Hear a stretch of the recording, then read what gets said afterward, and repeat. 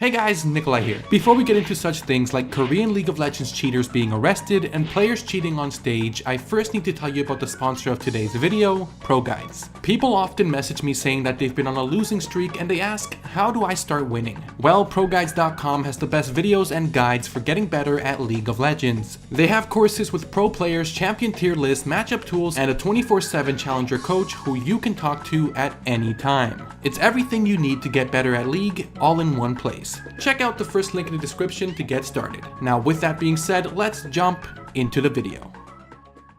Cheating. Some people cheat in school. Some people cheat on their relationships.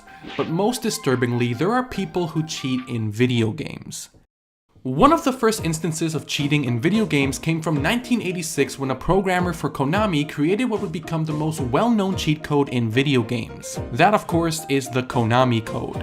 The code was most popular for being used in Contra, a game that was quite difficult to play on its own, but with the Konami code you would start the game with 30 lives instead of 2.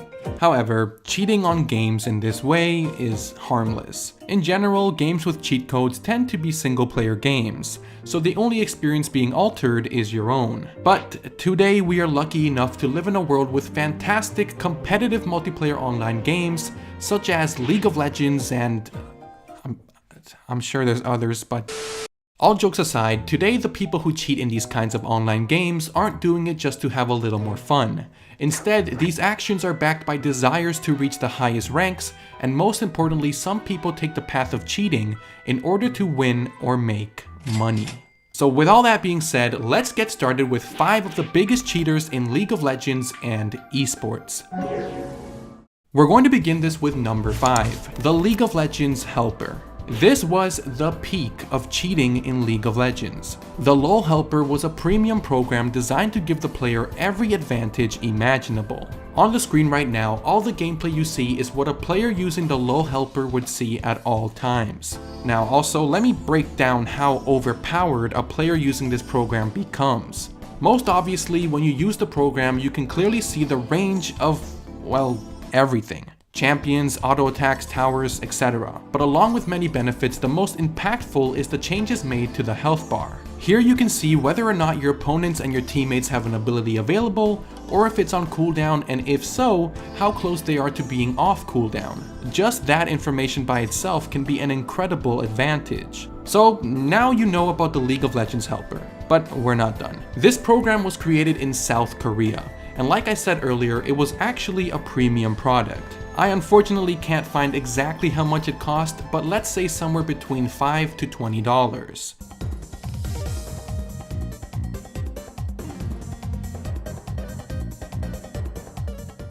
But in October of 2016, the police department of Seoul, South Korea were preparing the biggest crackdown of video game cheating history. And they were successful. The police department ended up uncovering the whole scripting operation and arrested a total of 11 individuals involved in the development of the League of Legends helper. And to some, it may sound a little crazy to get arrested over something like creating a cheating program. However, the act of manufacturing and distributing programs that are not permitted or provided by the game developers are deemed illegal in South Korea. And just for a look into how this operation was going, the report said that in just 1 year, the LoL helper garnered over $350,000. Although this program existed for much longer than a year, so you can only guess they made much more.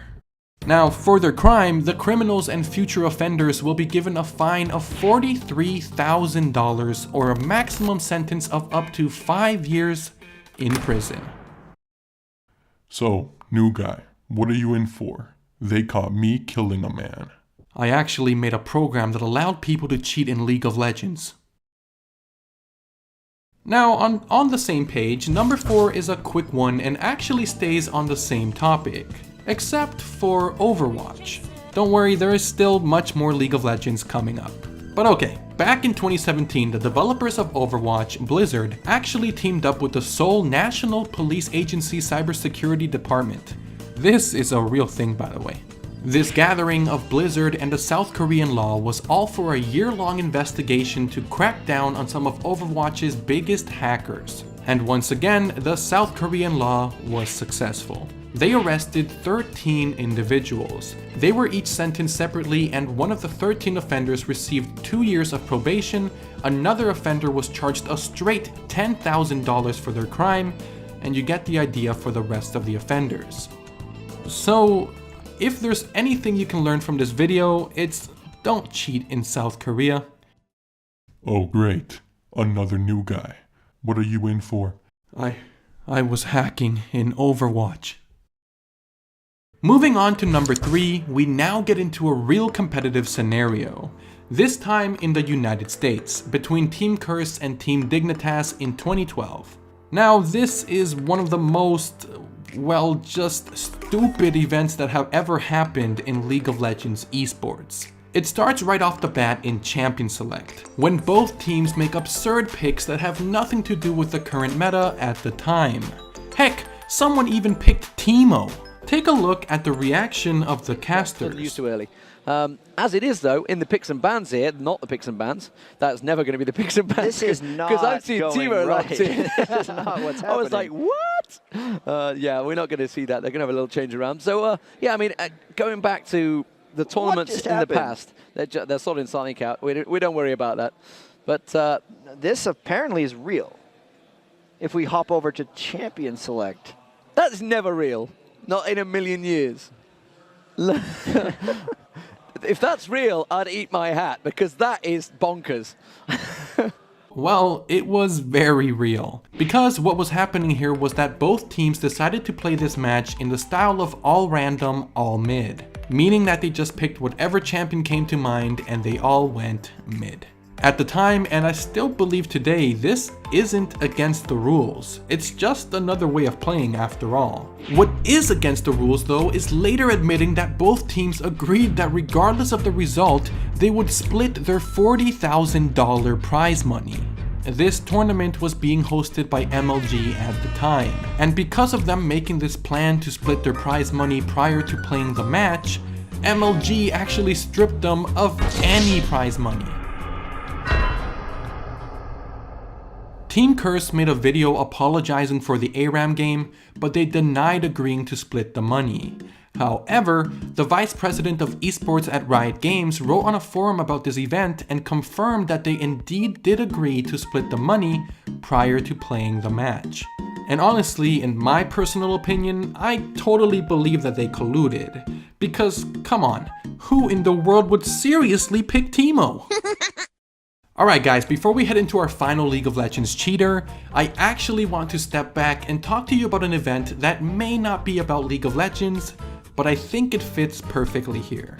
So with that being said, number 2, the Clash Royale cheater. By now you've probably come across some sort of contact with a game from Supercell. Supercell are the developers of hugely popular mobile games, most importantly Clash of Clans and Clash Royale. But what you might not know is that despite being just a mobile game, Clash Royale has a pretty serious esports scene.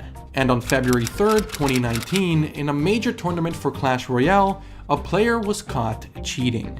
But that's what this video is about, so that's not really a surprise. However, what is a surprise is hearing how this player cheated. This is Gregory. He's currently preparing to play a very important match at an esports tournament. But something's up. Because during the match, Gregory was receiving information about his opponent from his manager. Now you might be thinking, how would he be communicating with anyone? These headsets are specifically made to block out noise so that the player can only hear the in-game sound. Well, the answer is AirPods.